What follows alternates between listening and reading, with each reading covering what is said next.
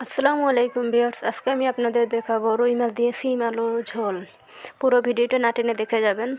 Subscribe করে দিবেন চ্যানেলটা এবং লাইক কমেন্ট শেয়ার করে দিবেন। প্রথমে মাছটা একটু হলুদ একটু লবণ দিয়ে ভালো করে মাখিয়ে নিতে হবে। পরিমাণ মতো হলুদ লবণ দিয়ে দিবেন।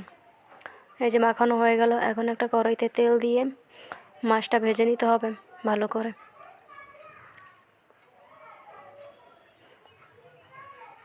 নতুন নতুন ভয়েস দিচ্ছি, এজন্য খারাপ লাগতে পারে আপনাদের, এটা ইগনোর করবেন। এই যে এক পাট ভাজা হয়ে গেল মাছটা। এখন একটা কড়াইতে তেল দিয়ে পরিমাণ মতো পেঁয়াজ দিয়ে দিতে হবে। পেঁয়াজটা ভালো করে ভেজে ব্রাউন কালার আসলে তখন আদা রসুন বাটা, লবণ পরিমাপ মতো, মরিচের গুঁড়ো, হলুদের গুঁড়ো, জিরে গুঁড়ো দিয়ে ভালো করে কষিয়ে নিতে হবে। যত ভালো করে কষিয়ে নেবেন, মশলাটা যত কষানো হবে তত রান্নাটা অনেক খেতে ভালো হবে। এই যে কষানো হয়ে গেছে, শিম আলুটা দিয়ে দিলাম। এই শিম আলুটাও কষিয়ে নিতে হবে।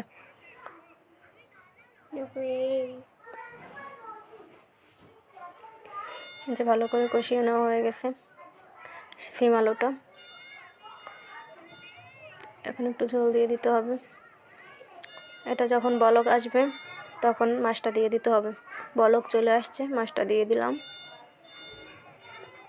ঢেকে দিতে হবে ঢাকনা দিয়ে।